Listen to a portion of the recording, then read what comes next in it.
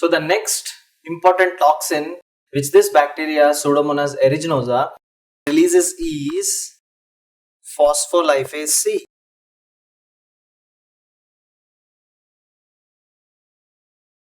Phospholipase C, right?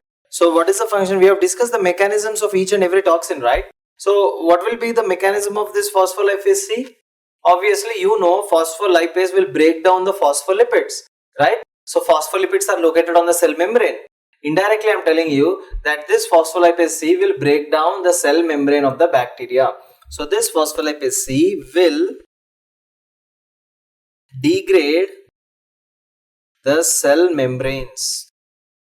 Cell membranes of what? Cell membranes of the bacteria. And finally, there are two pigments that are released.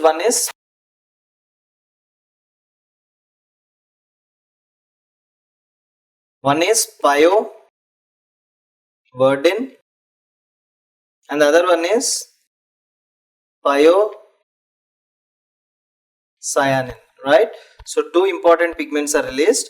One is called as pyoverdine and another one is called as pyocyanin. So these pigments are released from the bacteria, and that is the reason why the bacteria is green in color, right? So this imparts green color to the bacteria. This imparts green color to the bacteria, right? So these are the basic things or the basic toxins which are released from this bacteria Pseudomonas aeruginosa, and so these are pathogenic as well. That is the reason why these are also called as what?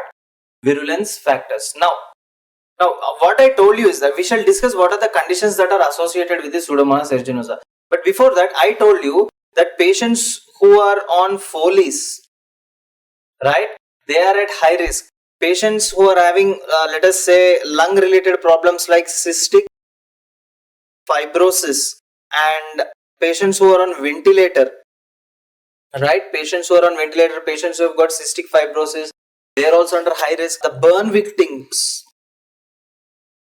burn victims, even they are under high risk with this infection, and patients who have contact lenses, and finally patients who all the time use hot water tubs. Okay, so those patients who have got Foley's, so what is the thing that is associated with them? So patients who have got Foley's inside, so this Pseudomonas aeruginosa will affect them. This will lead to urinary tract infection because Foley's is inserted into the urinary bladder.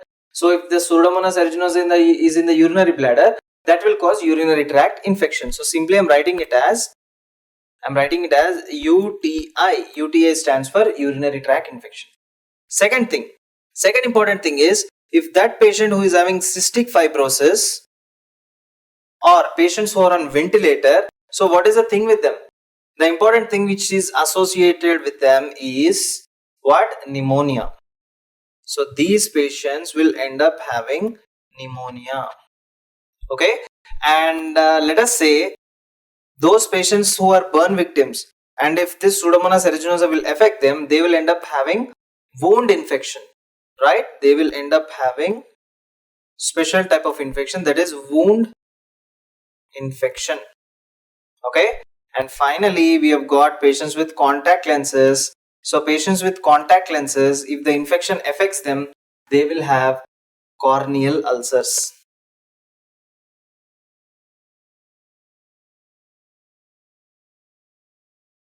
They will have corneal ulcers.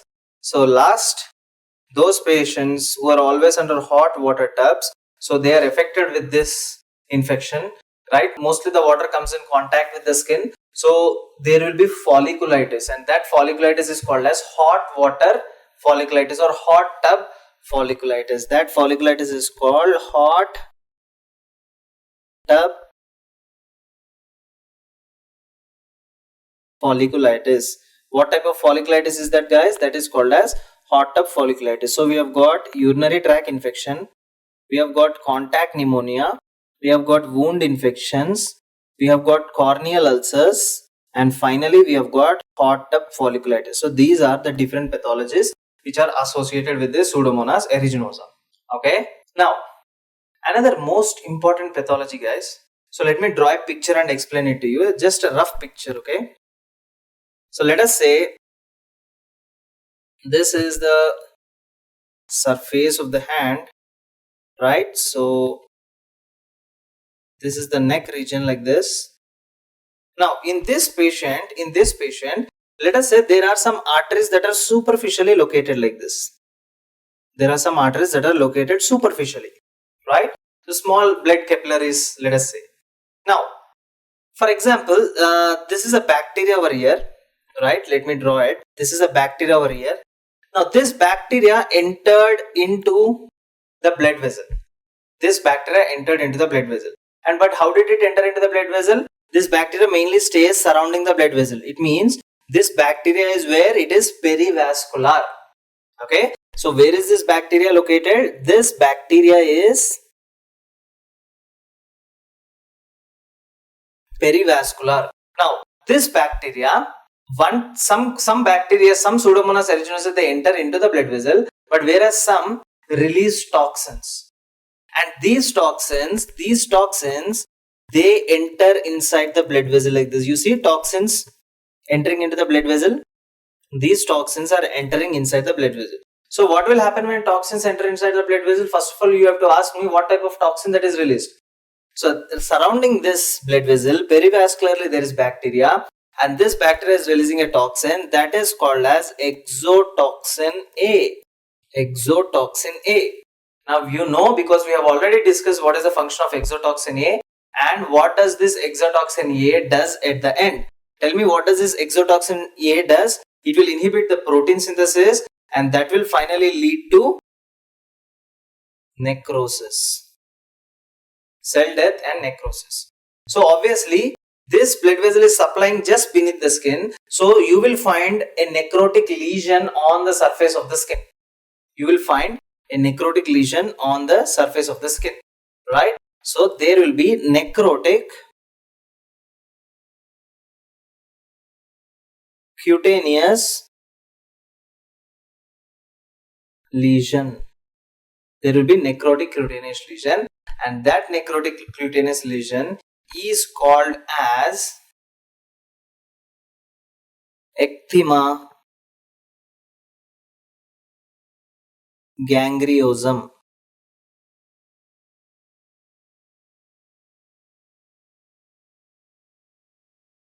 Ecthyma gangrenosum, right? So this is the final output which you have in this patient. So basically it is perivascular, the bacteria is perivascular. So in the perivascular region itself, it releases exotoxin A, and this exotoxin will enter into the blood vessel causing necrosis. So finally, as this is a superficial blood vessel, obviously the skin will be affected. That is called as necrotic cutaneous lesion. That is ecthyma gangrenosum.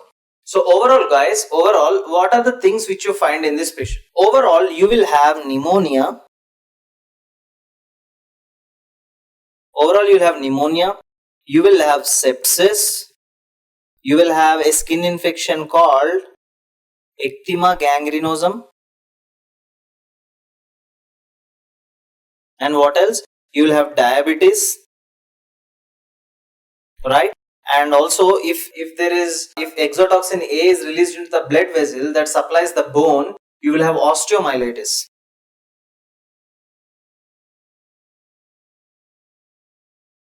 You will have osteomyelitis, and finally it even affects your ear, that is called as the external ear, so it is called as otitis externa. Otitis externa. So how do you remember this? PSEDOO, which stands for pseudo.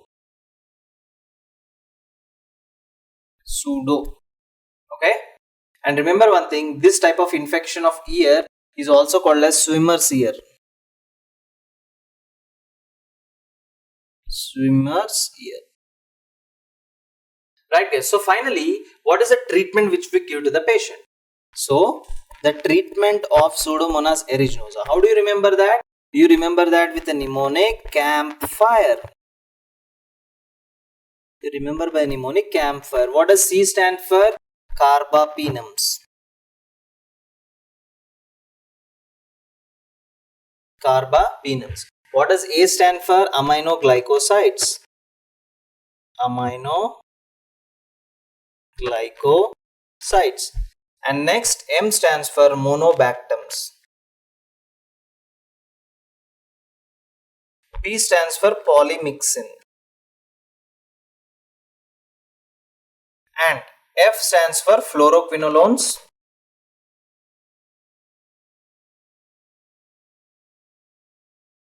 And finally, camphire, E stands for extended spectrum antibiotics.